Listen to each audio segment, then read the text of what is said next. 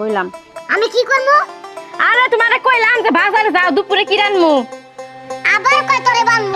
এই তুই আমারে বানবি কে লিগা? তোর এত বড় সাহস তুই আমারে বানবি? বান বান। তুই যদি আমারে বানতে পারস কইলাম কি তোর আজকের মধ্যে আমি তালাক দিয়ে দেব। তুই আমারে বান। আরে বয়রা বানমু না রান্না করমু কি? আমি ঠান্ডা খামু?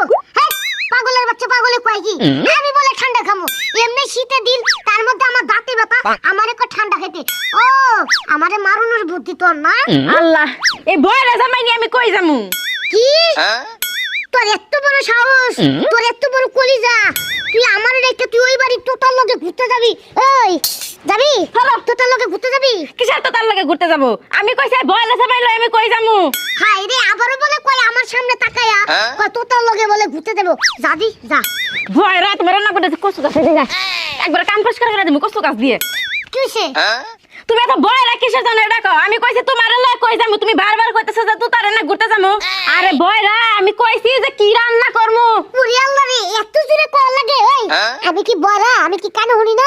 এত জোরে কষ্ট লিগা তোরে কইছি মাছ রান্নবি আর গোস রান্নবি। হ্যাঁ এ তুমি যে কইলা আমি কি বয়রা?